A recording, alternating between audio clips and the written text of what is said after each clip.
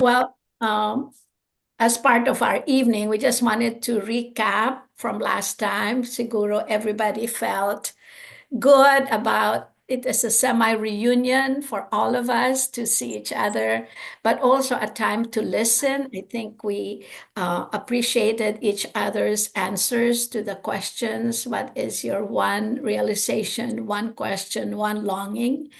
And then also we looked at two scripture from Psalms and Isaiah, making us remember the mutuality of commitment. Committed tayo sa Panginoon, but God Himself is committed to us. So, sabi ko, yun ang ating anchor in our old age. And then we went into our small group and prayed for one another. And then we talked about transition, the changes that happen, as well as the good creativity that results from this season of life. And I'm sure there are other things that you will remember from your small group. So then what we will do now, oops, somebody talking. So I will ask Elsie to pray. And then after that, we will have our little liturgy of our opening. And then I'll have our conversation. So when we do the conversation, we'll just have to turn off our audio. Okay. So Elsie, please lead us in prayer.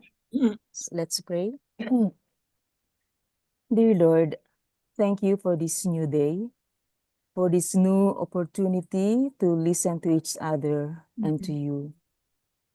Thank you, Lord, for this gift of conversation, this time of sharing our experiences, our feelings, our thoughts, our discoveries, our dreams, our joys, and even our challenges and questions.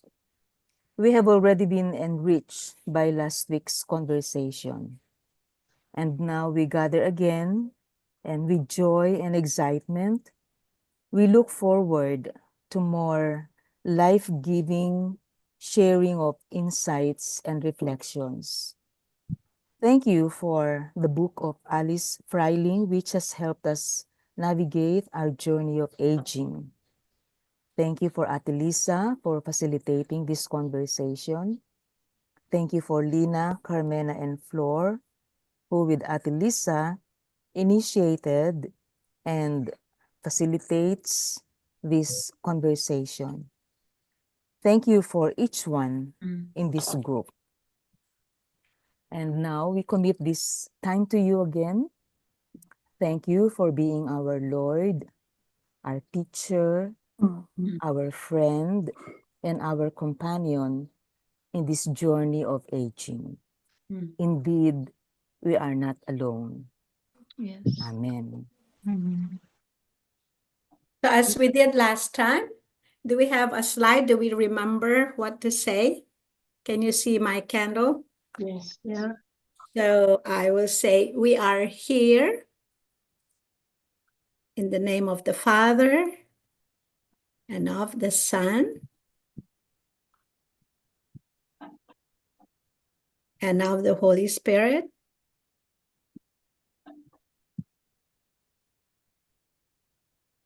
We are here in the name of the Father, of the Son, and the Holy Spirit. We are not alone. We are not alone. Okay, thank you.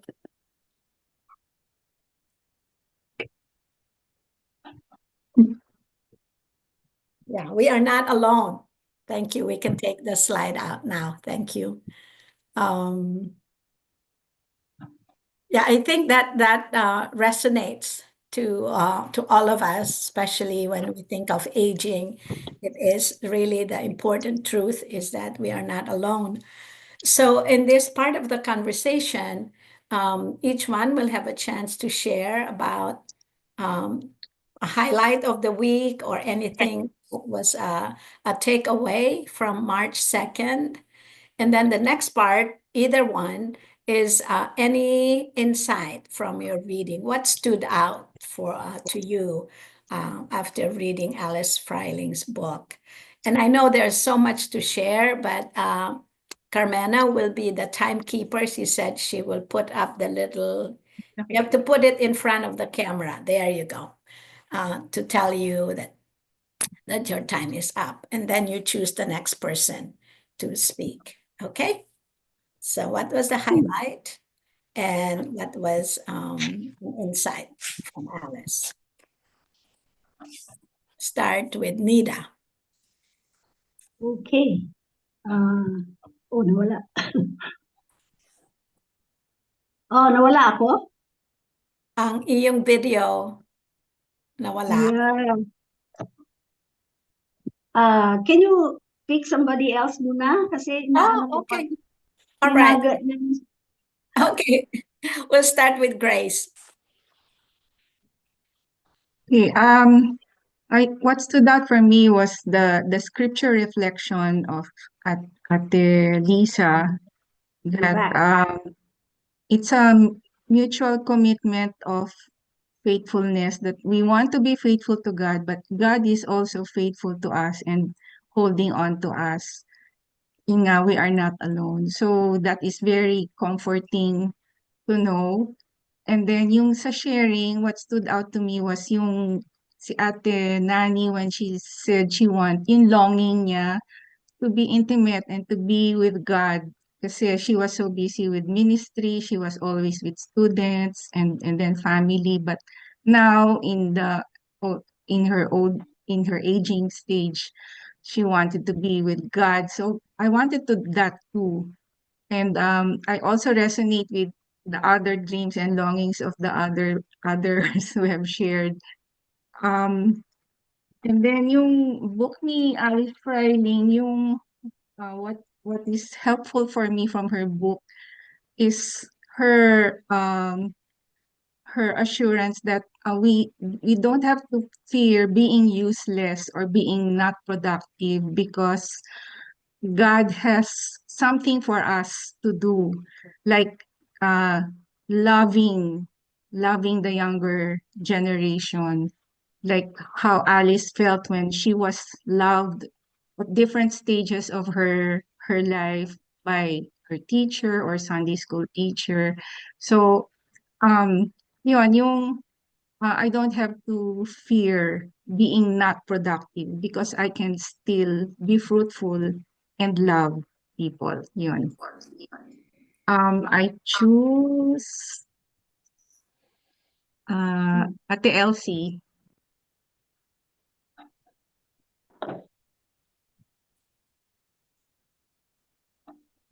Okay, nag-unmute muna ako. Thank you, Grace.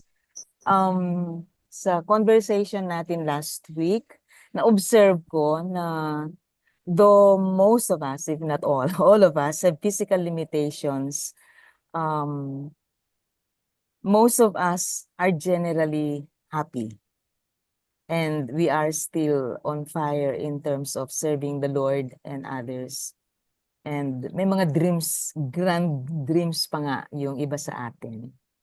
Katulad ni Grace, na-appreciate ko at nag-stand out din sa conversation natin, yung reflection ni Ate Lisa, that God calls us even in our old age, and that we are not alone. We are in good company of friends, and of course, we have our God who has committed himself to us, that he is carrying us in our old age. Nothing to fear. Napansin ko rin yung common desire natin to prepare to die well, to live well as to die well. Ano ang na-appreciate ko sa book ni Alice? Marami pero pipili ako ng dalawa.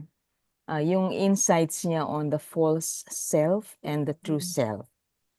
And the use of the gifts that God has given us. For me, it is helpful to ask myself, do I grasp or artificially create opportunities to use my gifts now in my age now, primarily for my own satisfaction?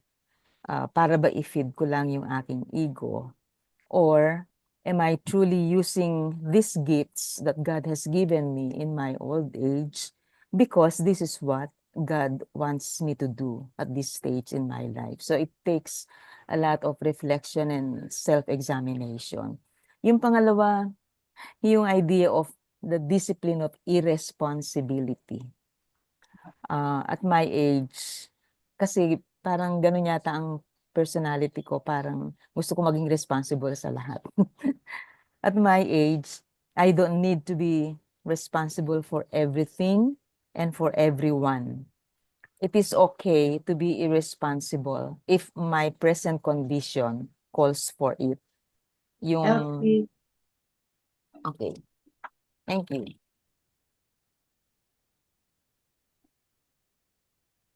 I pass on the microphone to Nani, my KC mate.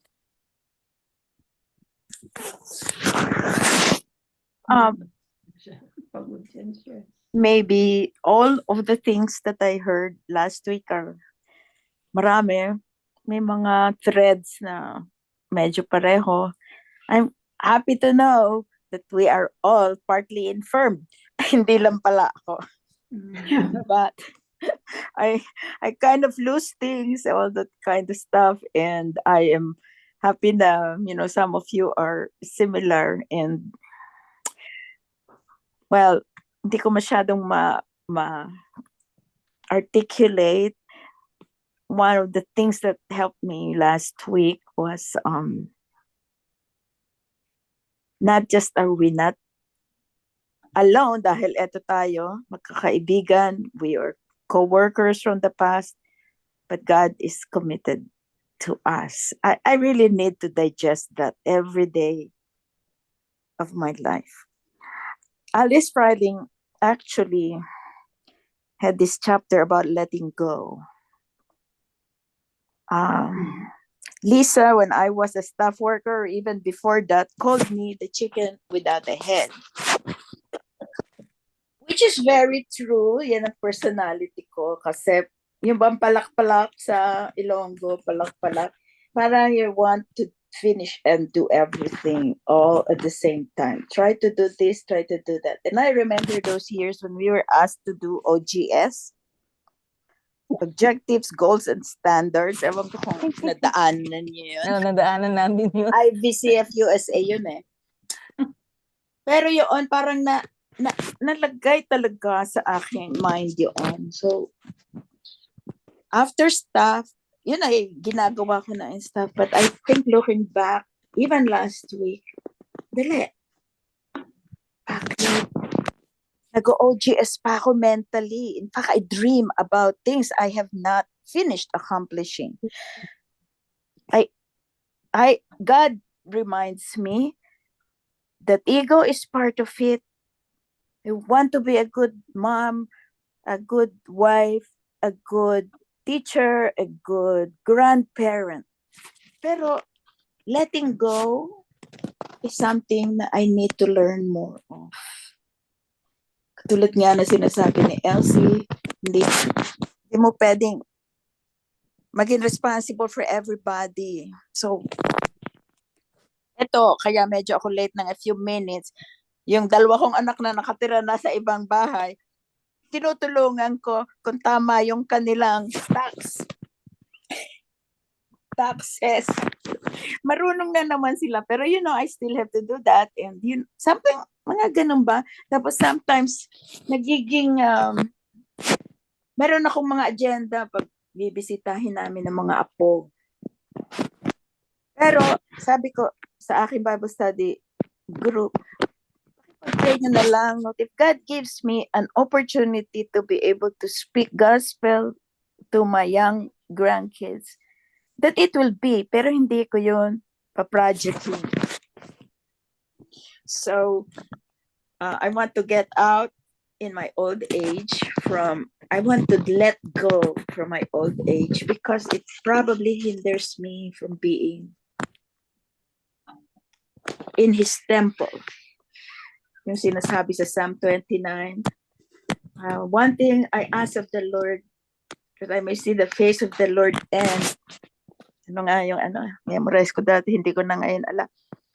to gaze him and to, di ba nasa KC yun Well, sa Psalm 27? yes. Okay. Nani, time is up. I'm done. Thank you. Sinong pipiliin mong kasunod? Pipiliin kong kasunod, si Lenny. Lenny. Lenny, hindi ka namin marinig. Sorry. My highlight for last week is to see all of you. I have missed you. I have really missed you. You are gifts. To have friends through years. My goodness. That's a gift from the Lord, no? Uh, uh, uh, friends who are not just friends, kindred, no? At saka, we shared life and precious life in the Lord, no? So that was a gift. And then to be able to, talk and share intimately, that was a gift, no?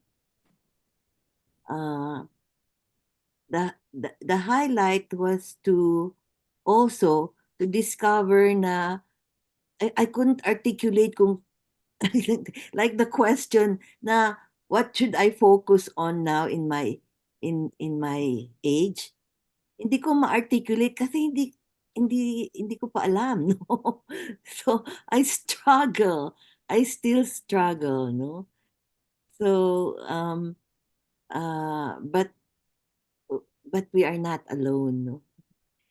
And and the Lord who's guided me all these 70 some years will continue to guide me, no?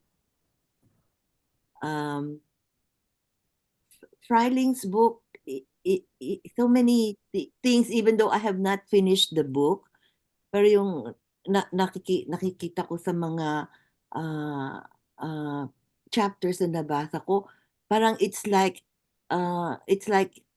you know the song Killing Me Softly with His Song, no? Bakit niya alam yung nangyayari sa akin, no? Alam niya yung struggle ko about productivity, no? And that, but truly, ngayon, I long to be fruitful. I long to care and and and and and to be a sanctuary to people that God brings to my life, no? And then also how the Holy Spirit continues to open things, and it's like being born again and again and again and again, and it's going on through eternity, no? And that means there's never a dull moment, no? There's always discovery of my Lord and who I am, and of the gifts of friends and kindred that He's given me, no? That's a gift, precious gift, no?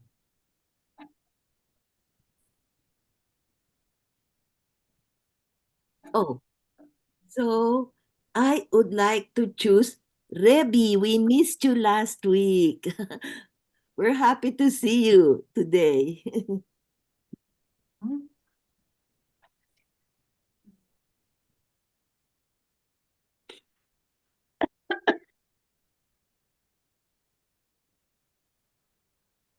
Rebby, unmute yourself, please.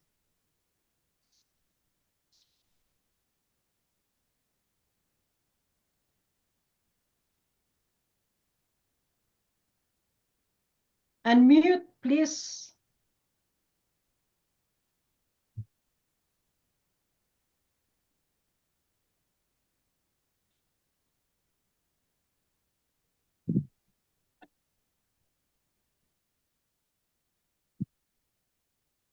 Rebby, paki-unmute.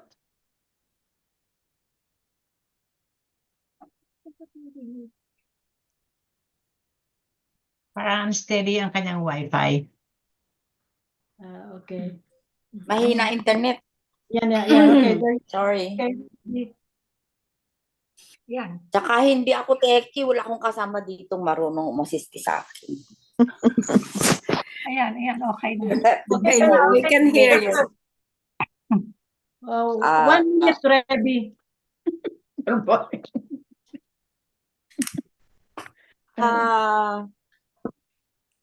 Absent ako last week kasi nakalimutan ko talaga completely. Pareho Kahit na may tawag si Ate Baby, then nung gabi na lang nung nag-usap kami ni Flor, nung na lang bigla ko naalala, oo nga pala. Parang ang hirap. I can't forgive myself, sabi kong ganun. I missed this very important and I was looking forward to it for, tagal na namang announcement ito eh. Pero, the comfort for me is, I read the book, part of the book. Siguro halfway pa lang naman ako. Pero slowly reading it and are you there? Bakit nawala? Diba? And I think one of the things is letting go.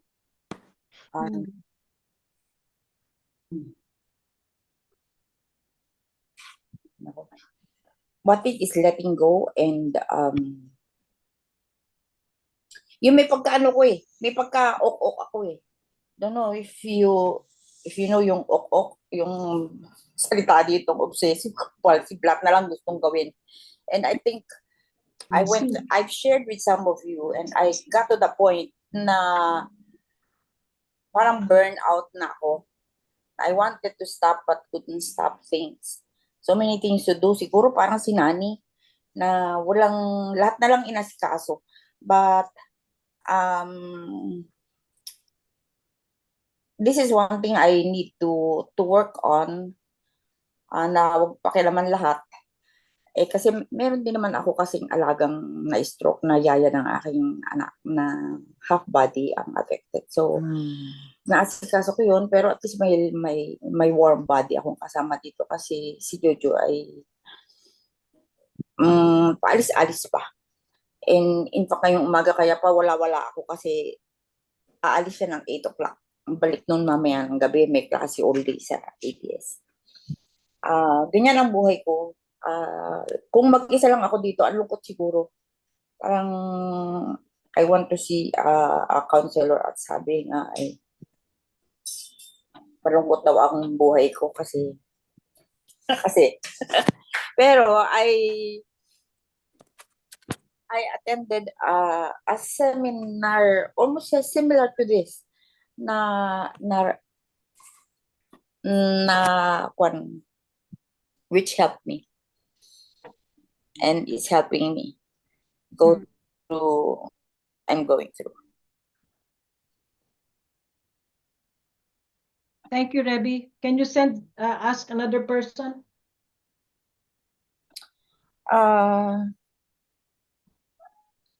Si Nati. Long time no hear si Nati. Long time no see. Very long time.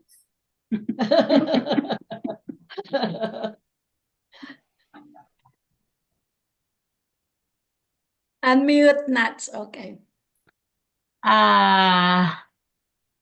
Last week, gaya na sabi ni Lenny, it's good to see everybody still following the Lord. At iba kasi yung friendship natin kaysa sa mga friends ko dito. Iba yung pinagsamahan natin nung past. So anyway, I was really happy to see everybody. Although I'm in touch with a few. Tapos that we are experiencing the same things. So sa book ni Alice Freiling, what stood out to me was yung section niya on having sap, continuing to have sap in our trees. So kahit na infirm na ang bodies natin, meron pa rin tayong sap, hindi natutuyo. And it reminds me of someone as well. And the way I don't really see the distinction between being productive and fruitful.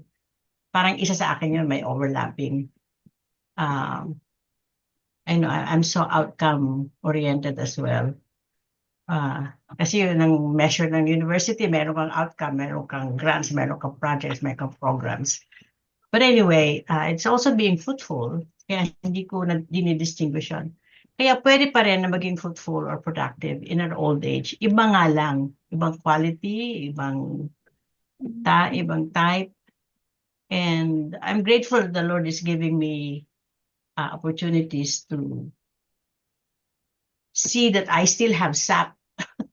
Hindi ako natutuyuan. Pero ngayong gabi, pagod na pagod ako kasi nga yung katatapos ng aming church potluck. Masakit pa naman yung tuhod ko, kaya ang hirap maglakad. Anyway, at saka yung sap and the best wine is reserved for the last. So, hindi lang sa hindi nawawala ng sap, kundi mas maiging quality ng wine. So, yun ang ina-aspire ko rin na in spite of diminish or different kind of quality and quantity of outcome that that the Lord allows me to produce, it's still the best. Hindi yung ano tawag doon sa Ilocano, buridak. Yun na doon na sa ilalim, wala nang Latak. Either walang lasa o mapait o mapakla kasi nandoon na yung ano. Kundi masarap pa rin, matamis pa rin. You know, it's still the best. Yes. So that is so encouraging. Yeah. Okay. Tida. Tapos na. Yeah. May request lang ako ha. Huwag niyo na Akala ko akong hindi pa i-request tapos. mag-mute, unmute. Okay. Kasi Okay. yung daliri ko kung saan napupunta. So, laging naka-unmute na lang ako. Okay ba? Good. Okay. Okay. Sige. Okay. Ang aking highlight ay yung kagaya ni Lenny at ni Nati ay sa wakas nakita ko ulit kayo, no? Kahit na ulo lang. Pero malaking bagay yung nakikita ko. And then kina Nati, kasi ito si Nati ay co-camper ko sa ISCF eh. First ISCF camp ko sa Baguio. At para siya yung nanay ko doon, no? Kasi gano'n naman talaga si Nati. Tsaka siya rin yung mentor ko sa NCF together with Josie. Kaya masaya rin ako na gano'n. And then two things na na-impress sa akin talaga doon sa ating conversation ay una, marami na nag-mention, yung ating liturgy na we are in the presence of God the Father, God the Son, God the Holy Spirit. And sasagot tayo ng we are not alone. Yung bang, wow, hindi lang pala ako nag-iisa talaga, no, sa ganitong situation ngayon. Kasama ko na nga talaga ang Holy Spirit, although alam na natin yan na the Trinity is with us talaga. Pero masaya din yung kasama kayo, no? Kasama yung may kaakbay na tao talaga na alam ko ano yung nangyayari. So, isa yung ano. Pangalawa, yung recalling God's call of seniors. Mula kay Abraham, kay Moses, yung mga tinawag niya si Sarah, na hindi pa pala huli ang lahat for seniors. No? Kasi yun nga yung mga great leaders ng Panginoon, mga matatanda. So yung sinabi ni Lisa na talagang nag-strike sa akin, God is pro-senior. No? Oo nga, no? Kaya kahit sa senior 8 years natin, ay kakampi ko pa rin ang Panginoon. At saka, pwede pa niya akong tawagin to do something great for Him. No? Hindi ko nga lang alam kung ano yun. So, yung dalawang yun ang nag-stick sa akin sa reflections. Ang kay Freiling naman, isang bagay. Oh, time's up. Sorry. Okay, na-miss nyo na kung ano yung nakita ko kay Freiling. Okay. Gusto. Sige, next time. Sino pa? Ay, Carmena, ikaw wala ka pa? Oh, wala pa ako. O, ikaw. Okay, katulad last week, siguro 1 oras ako magsasalita. Akong Ah, Anyway, when I was reviewing Lisa's slides from last week, nire-review ko so that what we're going to use for this week. Tapos, that was like Monday morning. Tapos nakalagay doon transition. Sabi ko, ano kaya magiging transition ko? Parang I didn't feel anything. Parang it's the same. When I retired 8 years ago, it's the same energy, the same habits and hobbies, except that time there's a difference in time. Wala akong commitment from 8 to 5. Unfortunately, nung Monday, nagkaroon ako ng actual transition. Parang wake up call nung Monday morning. So nag-exercise kami, punta kami sa track namin dito sa local community namin. So ginagawa namin ni Lina yon. We've been doing this for almost 2 weeks now. So I was telling Lina told me, "Dai, stop na kasi I have my watch. Merong palpitation yun, may measure ng palpitation. Medyo bumilis ang palpitation ko. Sabi kay Lina, 1 more lap." Okay? So umikot ako ng 1 lap. So instead of, we were supposed to go to the bank and to the post office, then we'll go grocery. But since it's the grocery is on our way, so inuna namin yung grocery. So nung nag-grocery na kami, sabi kay Lina, mukhang masama ang pakiramdam ko. 1 second, I pass out. So there was the 911, the police, the ambulance, and some people around me. Masarap sana no, bida ka kasi pinapaligiran ka ng pulis. Ang pulis pa naman cute, di ba? Anyway, so sige.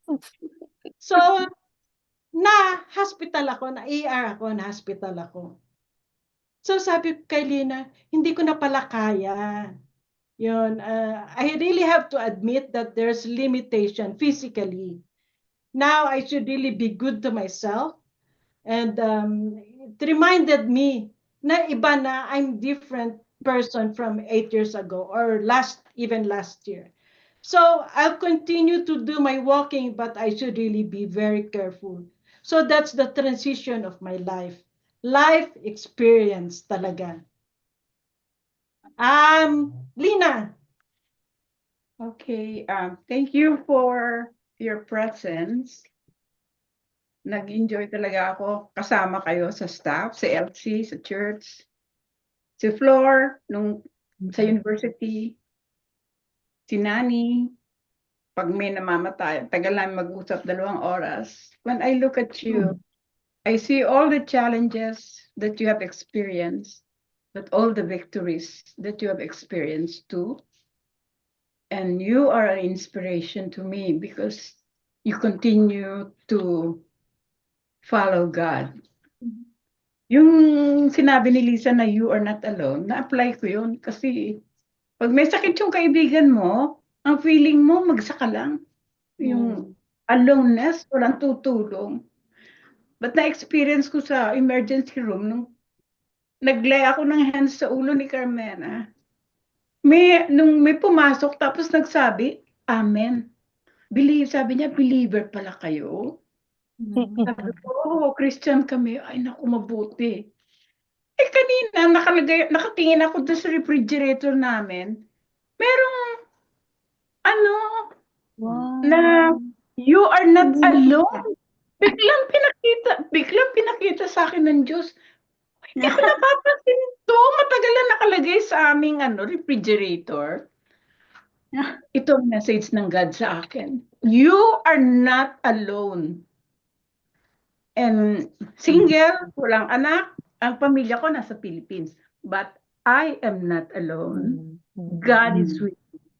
Yung kay Alice Pryling, gustong-gusto ko yung napaka-practical na mga suggestions niya. Pero sinabi niya, don't be afraid to make mistakes. Yung grace ng Panginoon, nandyan. Yung picture ng Japanese kintsugi. Yung na-broken yung isang pot. Tapos ni-reshape niya na mas maganda pa. In each of the stage of my life, God is making my life beautiful because He is a merciful God and gracious. Tapos na. Si Flor. Ay, ako. Sige. Yung nalimutan ko tuloy si Carmena kasi you inspired me last week na nakita ko bawat isa may mga longings, dreams, na na-inspire ako na, wow, yeah, lahat sila. Kita mo naman yan. You are in a community of dreamers and achievers, not in themselves, but by God's grace. So, ngayon, yung kay Alice Freiling, may isa siyang sentence na nag-strike sa akin. Sabi niya, our losses often feel like small deaths. But after the loss, after the death, there is a resurrection. Naalala ko nung unang-unang binunutan ako ng ipin, I think it was Aleli, Nani's sister. Na-affect ako talaga kasi parang something got ripped off me. May isang parte ng katawan ko na naalis, na inalis, na nawala. And for me, hindi ko na nasabi no na death yon. But as I look back at Alice Freiling's statement, sabi ko, yun pala ang una kong experience ng loss and death. And as I continued to reflect on it, yung palang mga losses ko nung nakaraan, halimbawa yung nag-retire ako from mentoring and teaching at the seminary, or yung meaningless feeling ko last year, yung pala ang mga losses, pero hindi ko nag-grieve properly yung mga nakaraan.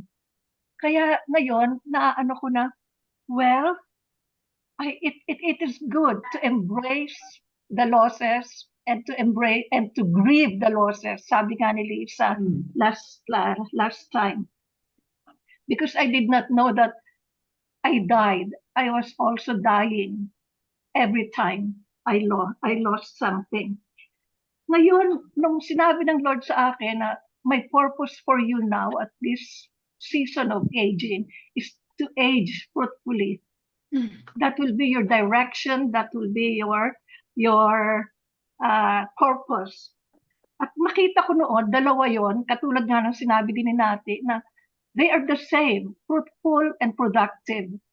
Fruitful in the sense that you reflect God's character, at na-associate ko yung Galatians 5, and productive in the sense that you do God's work. At nakakatuwa nito, I shared what we are doing here to a friend in England. Tapos sabi niya, Flor, let's do it too. Sabi ko, okay. And we invited another friend. So next April, the three of us will meet, not like this, but just, you know what, to study Alice Freiling's book. Yun ang choice nila. Kaya, ayan, fruitful, productive, and I don't know what else the Lord has. Thank you. Sino na lang? Si Lisa? Si Melba. Si Melba. Si Melba, sorry.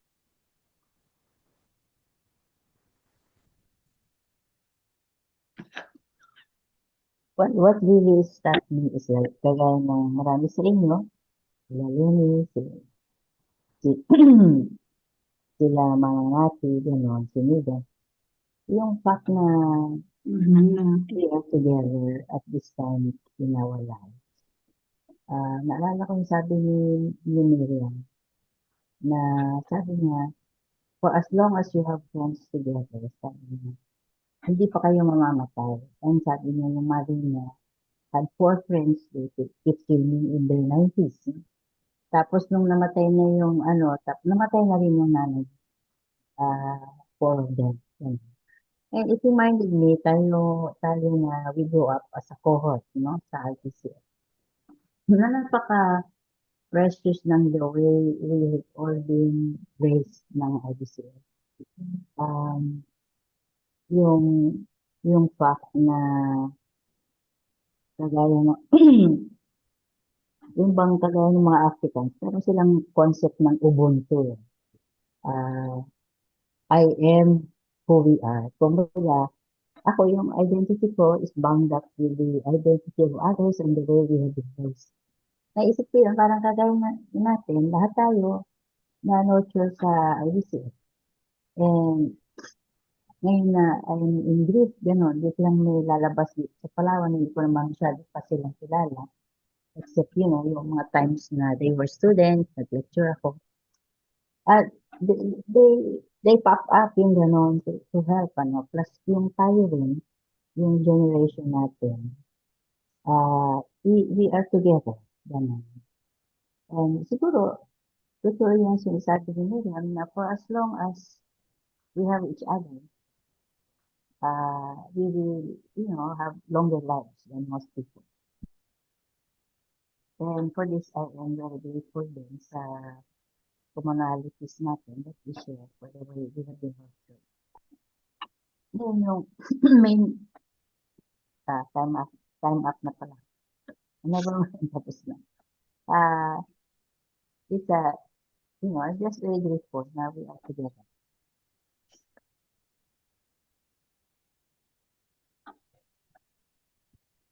Pili.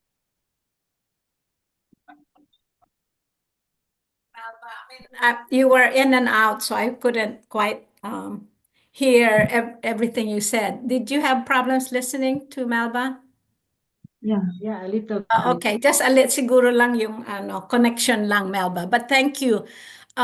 For me, the last week has been filled with letting go because I'm packing to move the last part of packing our old house to the new house. And there are a lot of files. Oh my goodness, a lot of just endless, it seems like. So ang ginawa ko, pag may nakikita kong sulat, I just said, Lord, thank you for this student. I don't know what happened to him now.